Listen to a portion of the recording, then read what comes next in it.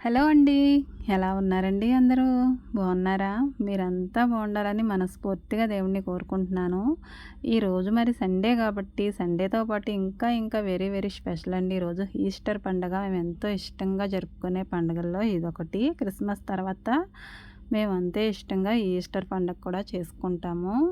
అంటే 40 రోజుల నుంచి లెంట్ డేస్ జరుగుతున్నాయి గదండీ! ఇప్పుడు మొన్న గుడ్ ఫ్రైడే అయ్యింది. గుడ్ ఫ్రైడే జరిగిన మూడో రోజు అంటే ఆదివారం ఈస్టర్ వస్తుందండి. ప్రతి సంవత్సరం కూడా అంతే. గుడ్ ఫ్రైడే రోజేమో సిలువ వేస్తారు. అలాగే ఈ ఆదివారం ఏమో ఉదయాన్నే 3 గంటలప్పుడు మరలా మా తండ్రి లేచాడని మా నమ్మకం అండి. అందుకని మేము ఈస్టర్ రోజు జరుపుకుంటాము. అంటే తిరిగి లేచిన రోజనమాట. ఆయన సమాధిలోని పెట్టిన తర్వాత మూడవ రోజు లేచాడని ప్రతి ఒక్కరూ కూడా నమ్ముతారండి, ఆయన గురించి తెలిసిన వారు. ఇలా చెప్పానని అయితే మీరేమీ అనుకోవద్దు. ఎవరి నమ్మకం వాళ్ళకు ఉంటుంది కదా. దానికైతే ఈరోజు మాకు ఈస్టర్ అండి. అంటే మాకు పండగ అనమాట. ఈ ఆదివారం వచ్చింది ఈస్టర్ అనేవి లేదండి. ప్రతి ఆదివారం కూడా మాకు పండగే. కాకపోతే ఈ ఆదివారంలో ఈస్టర్ వచ్చింది కాబట్టి ఇంకా హ్యాపీ. అలాగే మాకు సంబంధించిన పండుగలు వచ్చినప్పుడు మరి మాకున్న సంతోషం మాకు ఉంటుంది కదండి. ప్రతి ఆదివారం కూడా మాకు పండగలాగానే ఉంటుందండి. శనివారం సాయంత్రం నుంచి స్టార్ట్ అయిపోతుంది ఈ హడావిడి. మరి పండగలొస్తే ఇంకాస్త హడావిడిగా ఉంటుంది కదండి. వీళ్ళకి నేను ప్రత్యేకించి ఈస్టర్ కంటూ ఏమీ బట్టలు కొనలేదండి. కాకపోతే నేను ఆర్డర్ పెట్టాను ఆన్లైన్లో 2 గౌన్లు పిల్లలిద్దరికీ. ఇవేనండి. ఇవి కలంకారీ లాగా నాకు కనిపించాయి. అలాగే ఉన్నాయిలేండి చూడడానికి. షార్ట్ లెంత్‌లో. ఇక పెద్ద పాప కాబట్టి లెగ్గిన్ అయితే వేశాను. ఇక చిన్న పాపకి నార్మల్‌గానే గౌన్‌లా అయితే ఉంచేసాను. బాబుకి కూడా మొన్న న్యూ ఇయర్ అప్పుడైతే షర్టులు ఇంకొక 2 ఎక్స్ట్రా తీసుకున్నానండి. అవి ఎప్పుడైనా డైలీ యూజ్‌కి ఉంటాయి కదా అనేసి. అంటే అంత డైలీ యూజ్ ఏం కాదులేండి, బాగానే ఉన్నాయి. తను వేసుకోలేదు. అది ఈరోజైతే వేశాను. మొత్తానికి వాళ్ళ ముగ్గురికి కొత్త బట్టలు ఉన్నట్టే అమ్మయ్య అనిపించింది. ఏమైనా పండగలొస్తే మనకున్నా లేకపోయినా పిల్లలకుంటే బాగుండనిపిస్తుంది కదండీ. మరి నేను అలాగే వీళ్ళకేసి నేను ఆనందిస్తూ ఉంటాను. వీళ్ళకి బట్టలు వేశానంటే వాళ్ళని అటుండమని ఇటుండమని అయితే చూసుకుంటూ ఉంటానండి. ఒకటికి 100 సార్లు చూసుకుంటాను. ఏంటోనండి పిచ్చి ఆనందం. పిల్లల్ని ఎంత చూసినా గానీ చూడాలనే ఉంటుంది. కొత్త బట్టలు వేసుకుంటే ఇంకాస్త ఎక్కువ చూస్తాం కదండీ. నా కోరిక ఏమిటంటే నేను కుట్టిన బట్టలు పిల్లలకి వేసైతే ఆనందపడాలని ఉంటుందండి. కానీ ఆ ఆశ ఎప్పుడు తీరుతుందో కుడదామంటేనే కుదరట్లేదు. నాకు రాదులేండి కుట్టడం. నేర్చుకోవాలని మనసు ఉండాలే కానీ వచ్చేస్తుంది. ఇక వీళ్ళకి జడలైతే ఇలా వేశానండి. ఇలా మరి పిల్లలు మోడల్స్ లాగా అయితే మరి అమ్మకి కనిపిస్తూ ఉంటే ప్రతి తల్లి కూడా ఒక డిజైనర్ లాగానే ఫీల్ అయిపోతుందండి. టైలరింగ్ వచ్చినా రాకపోయినా తను కొన్న బట్టలు ఏవైనా కానీ పిల్లలకి వేసి దానికి కావాల్సిన ఏమేం పెట్టాలో అవన్నీ పెట్టయితే ఎంతో ఆనందపడుతూ ఉంటుంది కదండీ. మరి అలాంటి వాళ్ళలో నేను కూడా ఉంటాను. ఇక పిల్లలైతే చిన్నప్పటి నుంచి ఇప్పుడంటే యూట్యూబ్‌లో పెడుతున్నాను కదండీ. నేను ఇలా ఒక ఫోటో అయితే తీసుకుంటాను వీళ్ళు సండే స్కూల్‌కి వెళ్ళేటప్పుడు. అలాగే ఇప్పుడు కూడా అలవాటైపోయింది. నార్మల్‌గా ఉన్నప్పుడు ప్రతిరోజు అయితే ఇలా నిలబడరండి. ఈ సండే మాత్రమే నిలబడతారు. అంటే వీళ్ళకి సండేలో ఇలా అలవాటండి నిలబడడం, ఫోటో తీయించుకోవడం చిన్నప్పటి నుంచి అంతే. ప్రతి వారం కూడా ఫోటో తీసేదాన్ని బట్టలు వేసి. ఇక అలవాటే ఇలా కంటిన్యూ అయిపోతున్నారు వీళ్ళు. నాకైతే నవ్వొస్తుందండి వీళ్ళు ఇలా నుంచుంటే.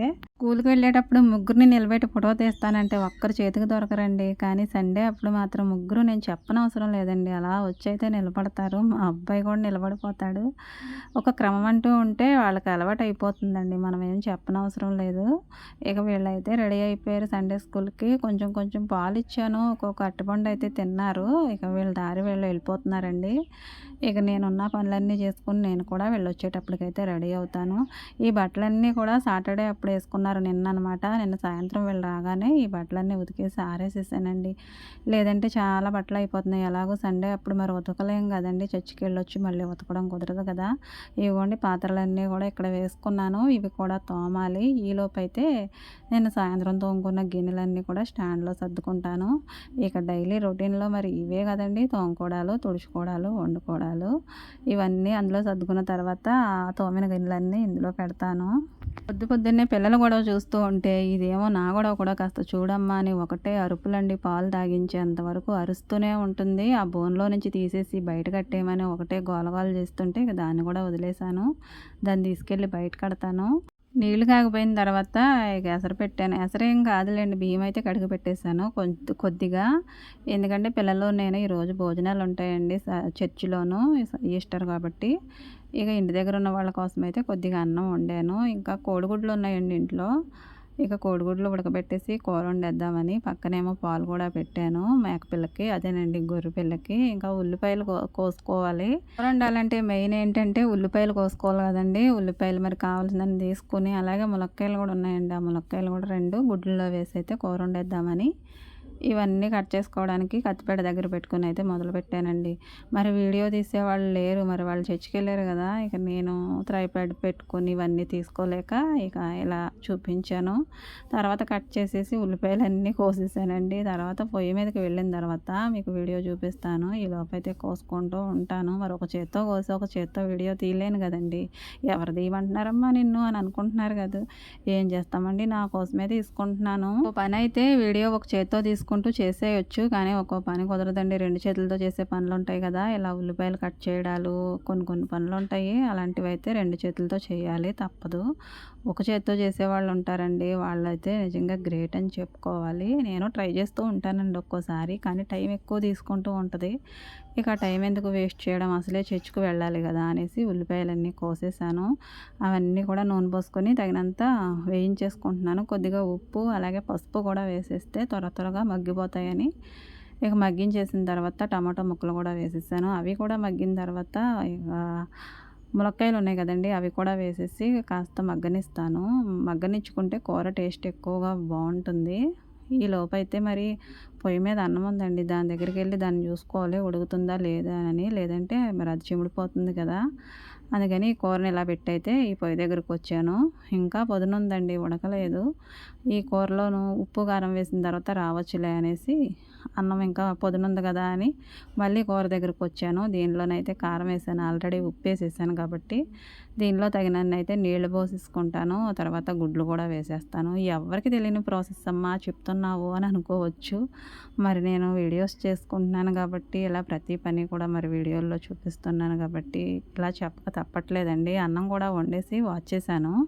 ఇక నీళ్లు కాగుతున్నాయండి. ఇంకా పిల్లలు వచ్చేసారు సండే స్కూల్ నుంచి. మామయ్య గారికి వాళ్ళకి కూడా టిఫిన్ అయితే ఈరోజు బయట నుంచే తెప్పించానండి, నేనేమీ చేయలేదు. 10 రూపాయలకి 4 ఇడ్లీ అండి. మా ఊళ్ళోనూ ఒక్కొక్క షాప్ దగ్గర ఒక్కో రాగా అమ్ముతారు, ఒక్కో దగ్గర అయితే 2 కానీ ఇక్కడైతే 4 అంట.